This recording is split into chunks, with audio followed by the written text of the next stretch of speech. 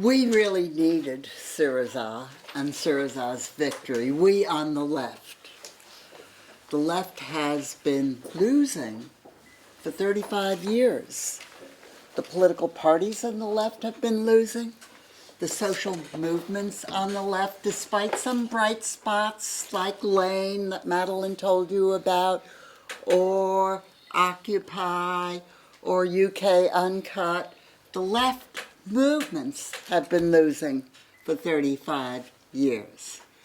Syriza's victory came as such a gift, not only to Greece, Europe, but to conferences like this. Because with Syriza, we could begin to talk about Syriza, then Podemos, and then Sinn Féin, and then Die Linke, and then the world. Great. Now, Syriza is a political party, but it is a political party, and Podemos shares this characteristic, that grew by allying with and courting the protest movements in Greece. And that little history raises, I think, the question that dominates this conference, which is, which way forward? The social movement or protest movement way forward, or the political party way forward? And what do these two ways forward have to do with each other? How do they interact? And how perhaps can they destroy each other as well as nourish each other? I want to try to discuss that question in my little bit of time, okay? Now, I think the question, the relationship of movements to political parties for the left is extremely important. And I think it has been neglected by the left. And in fact, in my country, the young people who constitute the movement left, sort of anarchist, more than communist, but these young people are generally convinced that they should not have much to do with electoral politics, that movement politics moves on one track and electoral politics moves on another track. I disagree. I think that movements and political parties, left political parties and left movements, have a great deal to do with each other. And in fact, I think the success of left movements depends on how they interact with left political parties. Now, the old left had an idea of how to use political parties and electoral politics to secure a kind of societal transformation. And that idea was they could build a mass party of the working class. Everybody knows that idea. And the mass party would be nourished by societal conditions of capitalist industrialization, which would bring more and more people into the industrial proletariat, educate them to the characteristics of industrial capitalism, and this in turn would nourish the proletarian political party, the labor political party, the socialist political party, whatever you want to call it. Economic and social trends smashed that idea, really smashed that idea, where we had once believed that social development would produce the underlying solidarities that would build our party. In fact, social developments did not create those mass voter constituencies, but they fragmented and dispersed them. They dispersed them in the workplace, and they dispersed them in the neighborhoods. So where once political scientists talked about working class parties, they began to talk about catch-all parties, or even cartel parties. And catch-all parties were parties where party operatives tried to build majorities by the use of multiple appeals and the heavy uses of propaganda. Weakening of the class basis of a left party was compounded by the rise of the money power and its penetration of electoral politics, including the electoral politics of the erstwhile left. Now, there's a kind of logic to what happened to the party, to the hope of the left party, and to its dissipation, the dissipation of that hope in the wake of a kind of neoliberal capitalism. And the logic, I'm using your term, Mark. Where'd you go? Hi, Mark. The logic, or I would say the dynamic, underlying these developments is the party dynamic in electoral politics of needing to, in order to succeed in winning governmental power, the party has to win a majority plus one. And to win that majority plus one, the party strives for coalition and consensus. That's the logic of parties in an electoral representative system. So, meanwhile, there's another dynamic or logic that also matters to left politics, and it's the dynamic or logic of the protest movement, which has also been very important in left history. Protest movements do not try to build consensus. They do not try to build a majority plus one. Protest movements thrive on the dynamic of division and conflict.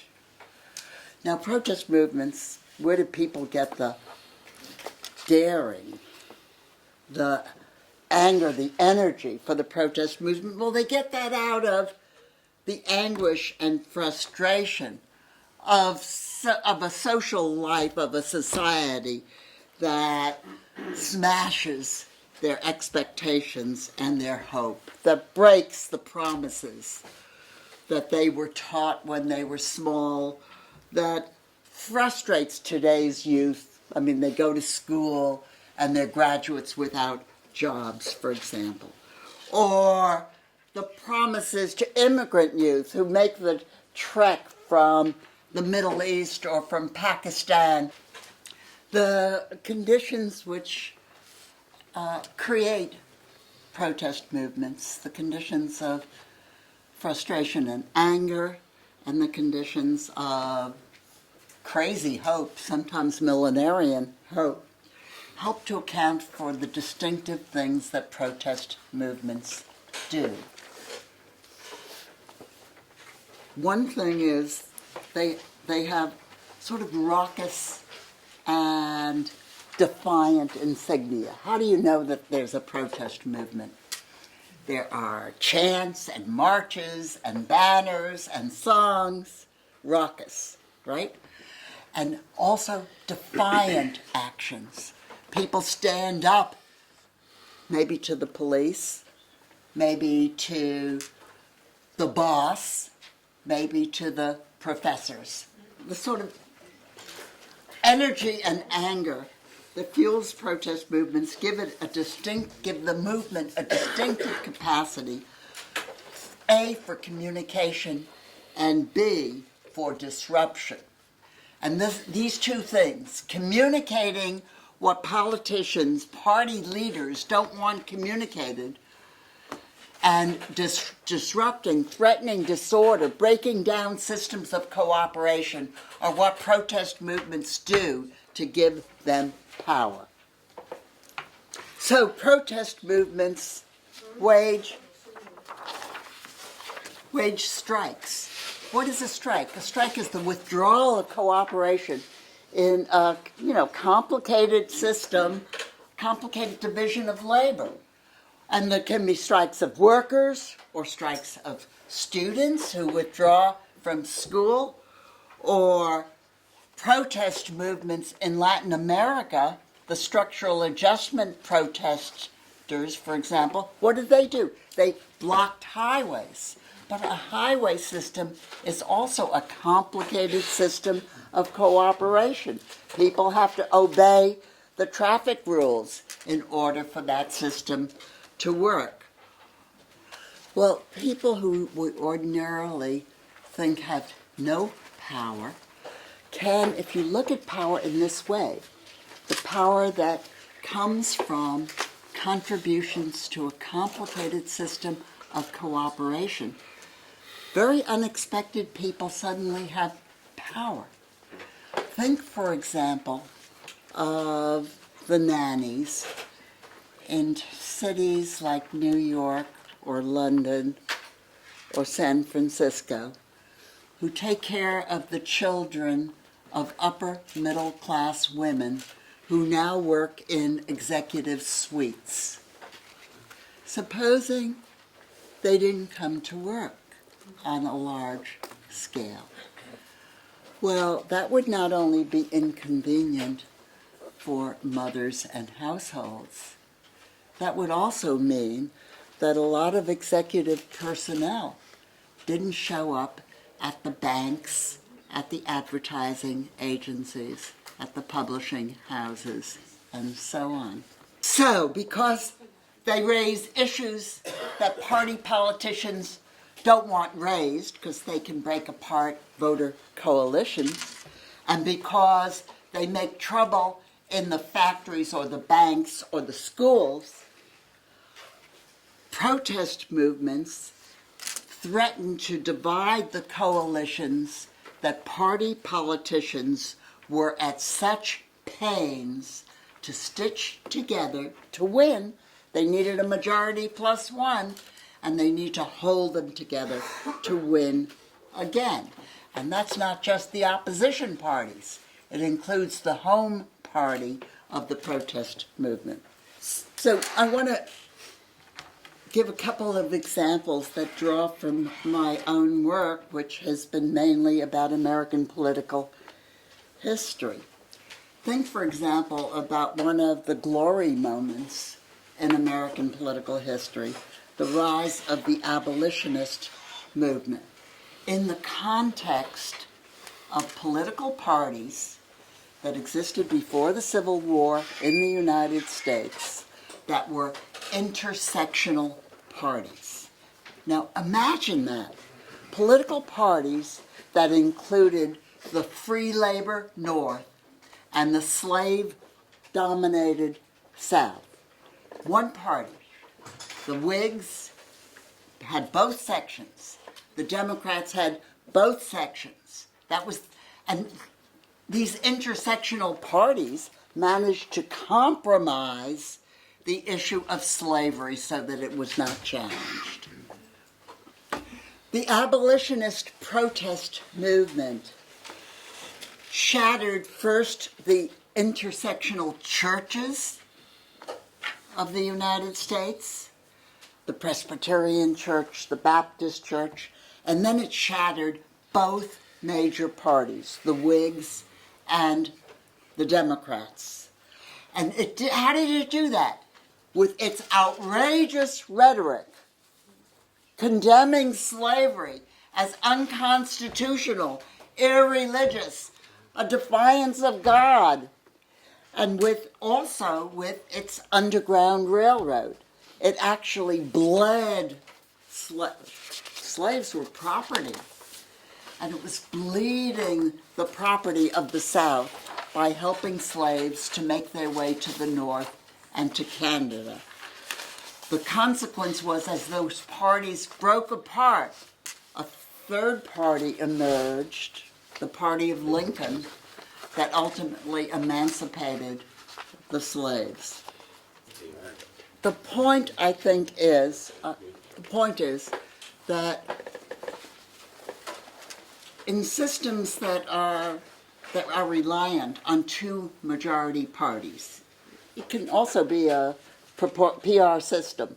It doesn't have to be the winner-take-all system of the United States. The tenuous relationship between constituencies, voter constituencies, and constituency interests can be disrupted by protest movements. And by disrupting those alliances, the protest movement makes possible the emergence of issues that are otherwise ignored, by not only disrupting the coalitions, but by creating problems in the societal fabric that have to be solved, the problems of disorder that have to be solved. And I think the left in the West, in Europe and the United States, cannot choose between electoral politics and protest movements. It has to cultivate the possibilities of defiance and insurgency that can be realized through the antagonistic and cooperative relationship between protest movements and parties. Thank you.